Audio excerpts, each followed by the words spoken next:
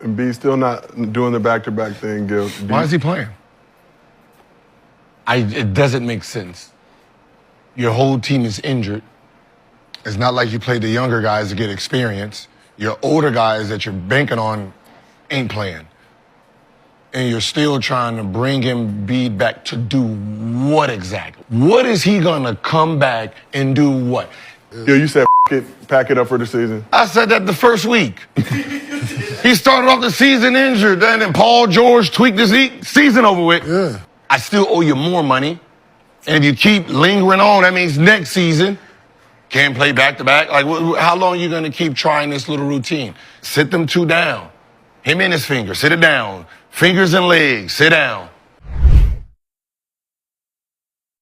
Mavs' brand new power forward Anthony Davis went down with a non-contact injury today during his debut. Let's break this down. We're going to see AD backpedaling here, and he's going to turn to his right and abduct that right hip outward. In this position, both his legs are abducted, aka both his legs are moving away from the midline of his body as he moves side to side. Then the right leg moves his hip into adduction. Right when he does that, you'll see him grimace and instantly reach for that groin area. This angle here shows that knee is flexed, and notice how that sudden lateral movement and change in direction places a high valgus force on the knee. In the next sequence, that right foot lands flat while being externally rotated. This is going to place a significant eccentric load on the adductors, especially the adductor longus, as they try to help stabilize the hip. If the force exceeds the muscle's capacity, a strain occurs, especially in the proximal tendon near the pubic bone. Immediately after this, he walked off and he was grabbing that groin area. This is virtually the same area he was grabbing at 11 days ago when he was reported to have an abdominal injury while with the Lakers. The area of concern is located here at the front of the pelvis near the pubic bone. This rectus abdominis muscle up here inserts down at the front of the pelvis, as well as this adductor longus or groin muscle here. Sometimes this region where the rectus abdominis inserts into the pubis and transitions into the aponeurosis with the adductor gets torn, and this causes a core injury. A sports hernia is where you have weakening of the fascial layer here involving the inguinal region, which is also a differential to consider for this injury. Now, if this is a re-injury of the original injury, they're typically worse, and his post-game comments suggest it's most likely a groin strain, which do average 1 to 3 weeks out if it's a grade 1. Grade 2 is 4 to 8 weeks. If it's a core or sports hernia, you can expect a multi-week absence, and some of these do require surgery. Let's hope that's not the case. An MRI would be the next step in management. Wishing AD a safe and speedy recovery.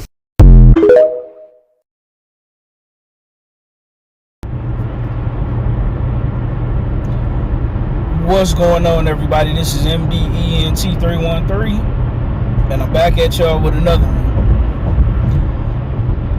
Listen, man, I got a question, right? And the question is, should the 76ers trade Joel Embiid? That's the first thing I want to talk about, right? The second thing I want to reiterate is that I still think Dallas Mavericks made a good trade, in my humble opinion, because I think they can win the NBA championship this year and next year, assuming that Anthony Davis stays healthy, and we know he's injured for the next couple weeks. But I want to start with the first topic, right? The first thing I want to talk about, Joel Embiid, right? Because here's the sad thing with Joel Embiid, right? Joel Embiid is always injured. That's number one. Number two, he hardly ever plays back-to-backs, even when he's healthy. But he could be the best player in the NBA by a landslide if he was healthy. And when you factor in Tyrese Maxey, when you factor in Paul George, who's another injury-prone player that I should have put on this thumbnail, but he's not the dominant force he once was, so that's why I didn't include him. Anthony Davis and Joel Embiid is still at the peak of their powers, right? Now, here's the thing. If I'm the 76ers, since I traded for Paul George, I'm going to just ride this thing out with Joel Embiid. Now, if you decide to trade him, I'm not mad at you either, because he does stay hurt. But my thing is, since the 76ers already pushed all their chips to the center of the table by, once they signed Paul George, it's kind of like now or never. This particular season, the Philadelphia 76ers don't have a snowball chance in hell in making the playoffs, let alone winning the finals. So what I would do is what Gilbert Arenas suggested by shutting down Joel Embiid and Paul George for the rest of the season, because you don't have anything to gain by playing them, right? All you do is risk another injury and making their already injury situation worse, right? In addition to that, you have an opportunity to play the young guys, right? The Philadelphia 76ers, they did pretty solid in the draft, so I would let my young guys get some experience under their belt. I would try to mix and match my young guys with veterans and tinker with certain lineups to see how things go. But I also think that, assuming that Joel Embiid, if you shut him down for the season, if you shut him and Paul George down for the season, and just think about next year, the 76ers are more than capable of winning the NBA championship, because Tyrese Maxey is a phenomenal player. I think that's the young man you could build your franchise around. He can do everything. He can get to the hole. He's a phenomenal free throw shooter. He can pass the ball very well. He's a solid defender. He can shoot the three ball with the best of them. I really like Tyrese Maxey, man. And I know that Shea Alexander Gilleris is the best player in the NBA right now, but Tyrese Maxey is my personal favorite NBA player, especially out of the young guys, right? And I like LaMelo Ball as well, but Tyrese Maxey is my guy. Him and Sabonis, I really like those guys, right? Now, moving on to Anthony Davis. When it comes to Anthony Davis, man, you're talking about a young man who had so much potential. He kind of reminded me of a cross between Kevin Garnett and Tim Duncan, right? He have the athleticism, the athleticism of a Kevin Garnett, but he had, the scoring ability and the offensive ability of a Tim Duncan, right? Not quite as fundamentally sound, but he's extremely fundamentally sound. But he's also fast. He can put the ball on the floor. He can play with his back to the basket. He can hit an occasional three. He's a tenacious rebounder. Man, Anthony Davis, his first few years, before they was the Pelicans, they was the New Orleans Hornets, I think, when they drafted him. Or they might have been the Pelicans by then. But those first 3 or 4 seasons from Anthony Davis, he was an absolute monster, right?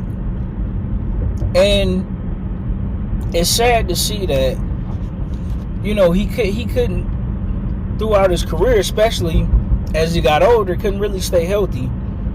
It kind of reminded me of Ralph Sampson. If you remember Ralph Sampson, I don't know why I can't say that right, but he was a phenomenal power forward for the Houston Rockets. They tried to pair him up with Hakeem Olajuwon, but he couldn't stay healthy, man. And unfortunately, a guy who has so much potential. But Anthony Davis, when you look at that Dallas Mavericks lineup, even coming off the bench, you're talking about P.J. Washington, you're talking about Gafford, Kyrie, Klay Thompson. That team is built because they have the depth, they have the size. You got 2 go-to guys in Kyrie and Anthony Davis, and then you got P.J. Washington who can shoot the three. You got Gafford who he's a good lob guy, kind of remind you of a poor man's DeAndre Jordan, who used to play for the LA Clippers back when Lob City was doing their thing with Blake Griffin and Chris Paul. They have a lot of depth, man. They're young, they hungry, and you got 2 veteran stars in Kyrie and Anthony Davis who have championship experience and playoff experience, who could lead you to the promised land. Not to mention that they're coming off an NBA Finals appearance, albeit it was with Luka and Kyrie at the helm. But Anthony Davis, unfortunately, as you heard, he'll be out for multiple weeks with a stomach injury, I believe. But hopefully the Dallas Mavericks can continue winning. Without Anthony Davis in the lineup, if they can, the only team I see really challenging them out west, in my humble opinion, in the playoffs, the only team that's a real threat to them is the OKC Thunder. And to be honest with you, the OKC Thunder, they're also missing a guy in Chet Holmgren, who's a phenomenal player, but they look like they're doing just as well with Hartenstein, former center of the New York Knicks. But that's the only team that poses a threat. But here's the problem with that, is I don't believe that the Oklahoma City Thunder have the depth to deal with the Dallas Mavericks, right? Now, Anthony Davis can offset Galera's from a scoring perspective, and then I think Kyrie Irving can outscore Jalen Williams all day, every day. And then you have PJ Washington and Gafford and Klay Thompson, who's light years better than everybody else on the Oklahoma City Thunder, right? I don't think the Lakers will be making the playoffs. The next best threat is the Clippers, but James Harden isn't quite what he was. Kawhi Leonard, if healthy, he's solid. He isn't quite what he was. He's not the level of defender he used to be, but he's still very efficient on the offensive end. And they do have a monster in Norman Powell. I've got a lot of respect for that young man and what he brings to the table. He's a young superstar in the making. They have a decent amount of depth over there. They can somewhat cause them problems, but I don't see them beating them, because when it comes to the big man, they're just going to bully the Clippers, right? Zubac, he's solid. He's decent. He's coming off a pretty good game, 24 and 12 in his last performance. But that's the thing. The Clippers are another one of those what-if teams. If they're healthy, they can compete with anybody. But that's the thing.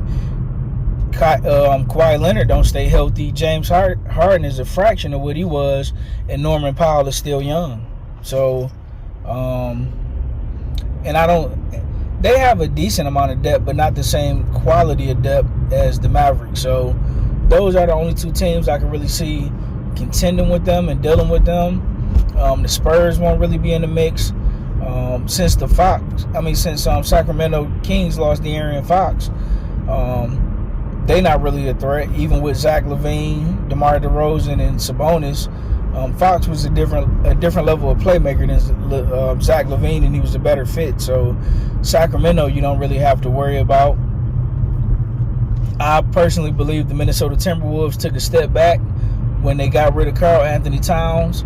They seem to have gotten better defensively, but they took a drastic step back on the offensive end, and Anthony Edwards still haven't really figured out how to handle these double teams. So I think the Dallas made the right move for the near future, not for the foreseeable future, because Kyrie is aging, Anthony Davis is aging and injury prone. So their window is this year and next year, right? And depending on how they draft, could potentially be the year after. But the Mavericks have to win this year and next year. That's how this trade will always be remembered. If they don't win this year or next year, that trade is going to look like a complete bust. But that's my thoughts, right? My thoughts are Joel Embiid. Philadelphia might as well just die on that Joel Embiid hill, since they went on and picked up Paul George. And the Dallas Mavericks are in a position where they have to win now. So that's my thoughts on the matter. You let me know what you think in the comment section. Like, share, and subscribe. Very unfortunate news for both guys and both franchises. But like, share, and subscribe for more sports, entertainment, movie reviews, and TV show reviews. That being said, I'll see you guys later. I'm out. Peace.